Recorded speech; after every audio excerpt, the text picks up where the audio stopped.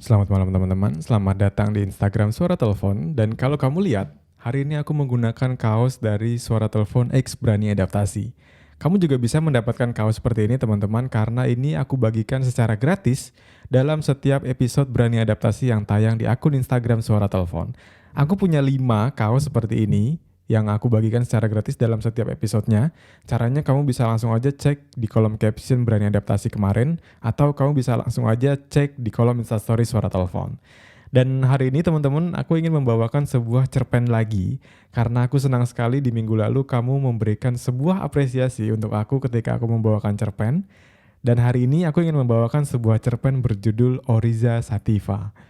Kalau kamu tahu, arti Oryza sativa adalah sebuah padi. Ini adalah nama Latin dan cerpen ini ditulis oleh Fauzilah Hadian dan dibacakan oleh penulisnya sendiri. Oryza sativa. Viola hidup di sebuah desa kecil di pinggiran kota. Ia adalah wanita tangguh yang mandiri, bekerja untuk menghidupi dirinya sendiri dan anak yang ia rawat selama hidupnya. Seorang bayi perempuan mungil dengan mata bulat dan sedang aktif merangkak, yang ia beri nama Oryza sativa. Anak mama, sini nak, ucap Viola yang baru saja pulang bekerja dan bertemu Sativa. Terlihat Sativa kegirangan dalam gendongan neneknya. Ibu Viola memang sering datang untuk merawat Sativa selagi Viola bekerja. Nakal nggak mah ini Sativa? Tanya Viola kepada ibunya. Enggak dong, ini kan cucu mamah paling cantik, jawab ibu Viola sambil terlihat gemas sekali pada Sativa. Sativa hanya bisa tertawa, dengan mulutnya yang lebar, terlihat giginya yang belum tumbuh sempurna sungguh menggemaskan. Nak, kamu masih suka mendengar omongan warga? Tanya ibu Viola dengan serius. Omongan apa mah? Udah deh biarin aja, Vio nggak peduli, jawab Viola sambil menggendong Sativa yang sudah seharian ia tinggalkan. Tapi mama mulai risih sama omongan-omongan tetangga. Kasihan kamu sama Sativa, jawab ibunya lagi. Biarlah ma, Vio nggak peduli, jawab Vio sambil mengabaikan omongan ibunya. Obrolan yang tidak menyenangkan. Tidak lama setelah obrolan itu, ibu Vio berpamitan. Rumah mereka memang tidak jauh. Vio sengaja mencari kontrakan yang dekat dengan ibunya agar sewaktu-waktu bisa saling menjenguk dan menitipkan Sativa. Sebuah cerita keluarga tidak lengkap dengan kehadiran seorang ayah. Selama ini, memang tidak ada yang tahu di mana ayah Sativa, termasuk Viola dan para tetangga. Kejadian itu terulang lagi pagi ini. Setiap pagi di hari libur, Viola pasti menggendong anaknya untuk mengitari desa hanya sekedar untuk berjemur dan menikmati udara segar. Dari kejauhan, sudah terlihat segerombolan ibu-ibu yang mengenakan daster sedang berkumpul di depan toko sayur.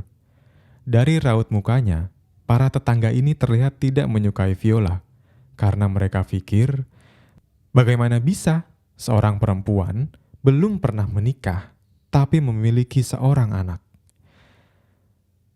Segerombolan ibu-ibu ini berbincang, tapi sengaja dengan nada yang kencang, agar Viola bisa mendengarnya dari kejauhan.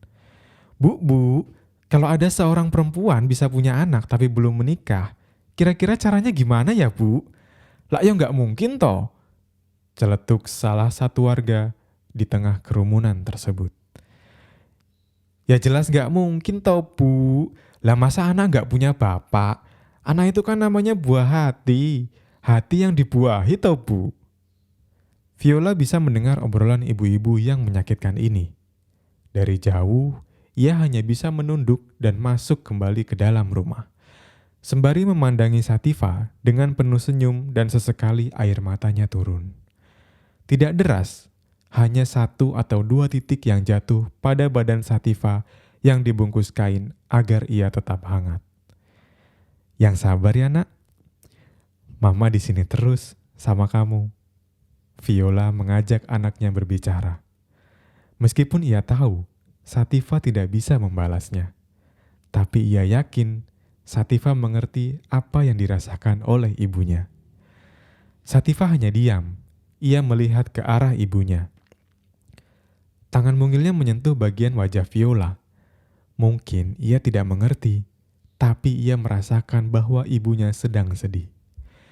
Kesedihan Viola terpecah karena mendengar sebuah ketukan pintu.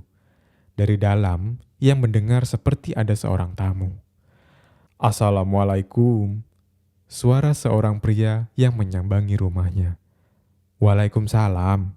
"Oh, Pak RT, ada apa, Pak?" jawab Viola sambil membukakan pintu.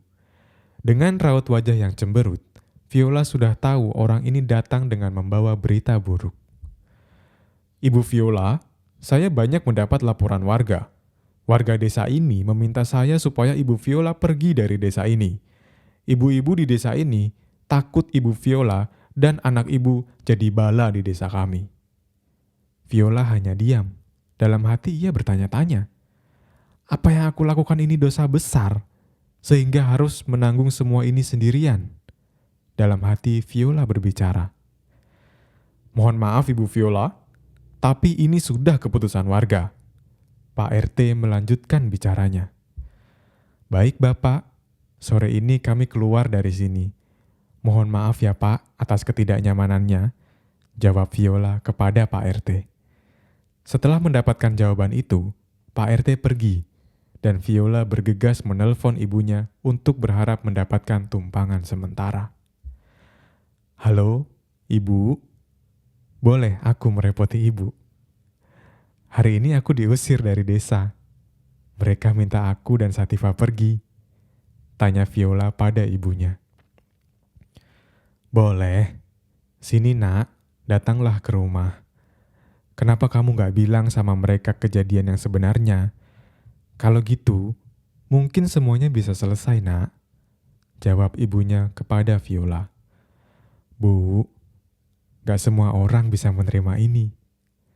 Dulu, waktu aku menemukan Sativa di sebuah taman sendirian ditinggalkan oleh orang tuanya, aku ingat dari mana aku lahir. Kejadian yang sama waktu dulu ibu dan bapak mengangkatku sebagai anak dari sebuah panti di Yogyakarta," jawab Viola. Ibu Viola hanya terdiam mendengar alasan anaknya. "Waktu melihat Sativa, aku melihat diriku yang masih kecil dulu, Bu. Andai waktu itu gak ada ibu dan bapak yang mengadopsiku, entah jadi apa aku sekarang. Makanya, aku beri nama anak ini Oriza Sativa.